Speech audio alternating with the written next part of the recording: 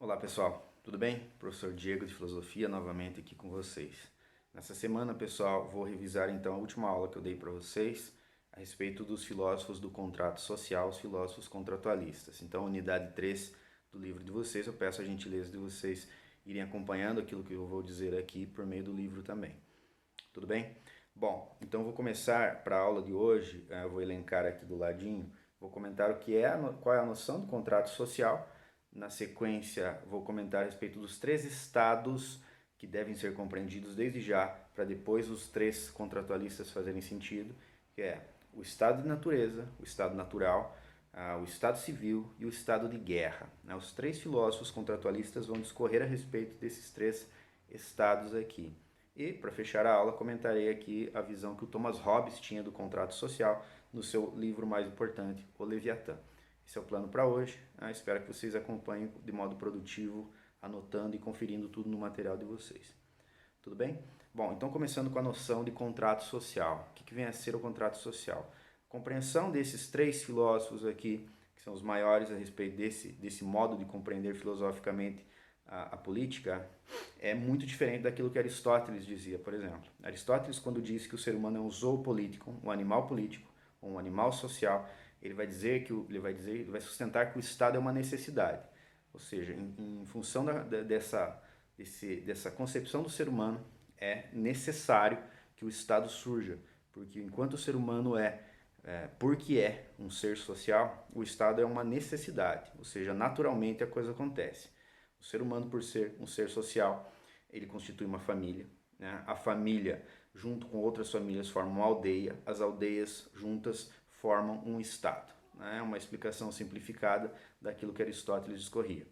O contrato social é uma visão muito diferente disso. Vai dizer que o Estado surge de modo artificial, ou seja, os seres humanos, por alguma razão, e aí os 3 filósofos vão dar versões diferentes para a criação desse Estado civil, por alguma razão, o Estado é criado, ou seja, é um artifício, é uma produção. Não havia necessidade disso, mas houve a partir de uma certa compreensão do ser humano e de suas necessidades.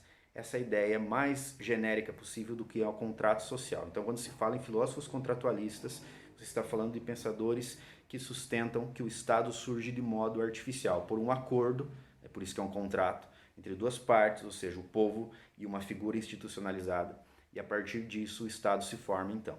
Mas antes do Estado civil, que ocorre a partir do contrato social, e aí eu já entro na definição dos 3 estados, havia o estado de natureza, né, o estado natural. Esse é o estado, então imaginemos o ser humano no seu primeiro estado, né, ou seja, na sua primeira constituição. Tá?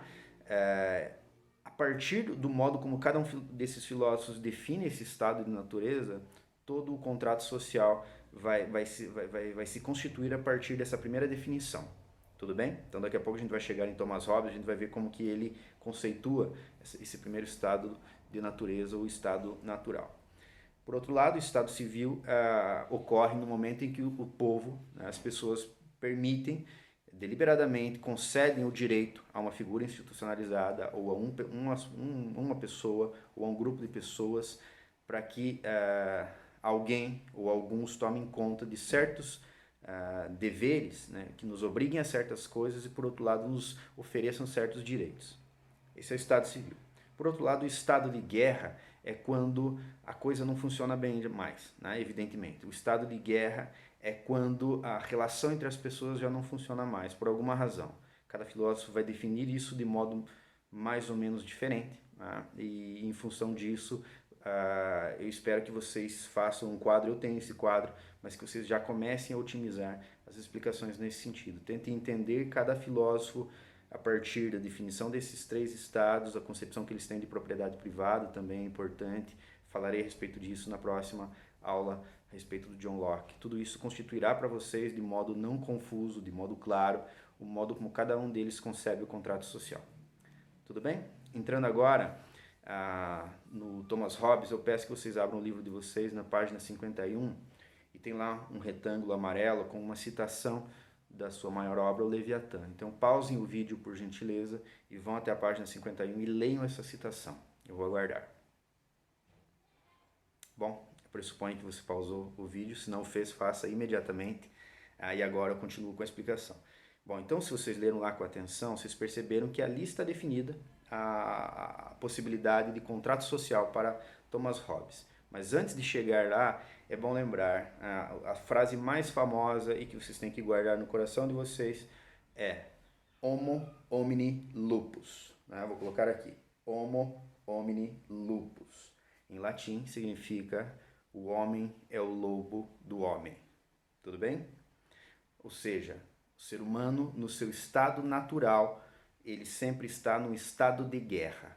O que isso significa? Bom, significa que o ser humano ele é incapaz de gerir os seus próprios desejos. Ele funciona sempre por uma dinâmica desejante. Ele quer coisas, né? Ele quer realizar coisas, ele quer possuir coisas. Por outro lado, o seu vizinho também quer. Em algum momento, os desejos vão entrar em conflito. E aí é necessário que alguém gerencie essa dinâmica desejante que vai gerar guerra, né? Porque o homem é o lobo dele mesmo. Ou seja, o ser humano, na essência, ele é mau. Se o Thomas Hobbes compreende assim, os seres humanos todos soltos no seu estado de natureza, eles vão se destruir. É necessário um estado maior do que todos eles e que seja composto a partir de vários elementos cedidos pelas próprias pessoas. Ou seja, o contrato social para Thomas Hobbes surge a partir do medo, da insegurança.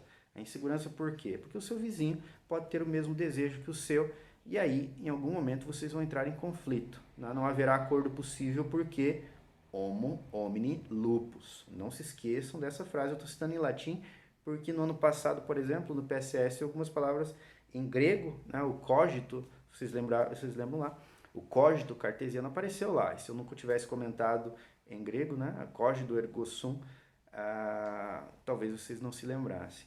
Então, sendo assim, é bom sempre lembrar a frase em latim também. Tudo bem? Então, é basicamente essa a construção do contrato social para Thomas Hobbes, o Leviatã, esse monstro, né, o monstro bíblico que aparece citado, especialmente lá no livro de Jó.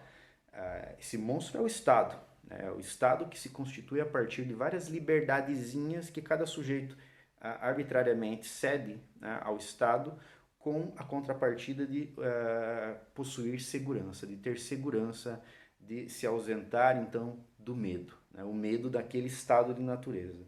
Ou seja, para Thomas Hobbes, o estado natural é estado de guerra de todos contra todos, ok? O estado civil, então, é esse estado totalitário, o estado total, que precisa ser total porque o ser humano não sabe gerir os seus desejos. Tudo bem? Sendo assim, pessoal, essa é a visão do Thomas Hobbes, é o primeiro filósofo contratualista que nós analisamos, né? Essa aula eu já dei para vocês, é só uma revisão. Peço que vocês realizem os exercícios lá como forma de fixação. A AD daqui a pouco entra no ar. Então, por favor, façam a parte de vocês. Eu sei que é um momento complicado para todos nós, em que nós estamos nos reinventando também na nossa prática aqui. Eu já sou professor no ensino à distância há mais de 10 anos, mas com o ensino médio a primeira vez. Então, para mim também está sendo um desafio. E a gente só vence esse desafio juntos. O colégio está completamente aqui aberto a ouvir vocês, da mesma forma eu, especialmente com relação a essa aula, as outras. Por favor, me deem esse feedback, se está funcionando, se não está, se pode melhorar, sempre pode, mas eu preciso que vocês me apontem também nesse sentido. Estou à disposição por e-mail ou pelo Classroom, fiquem à vontade. E no mais, desejo para vocês um ótimo finzinho de semana, né? E uma boa, entre aspas, né, quarentena para todos nós aí. Até mais, então.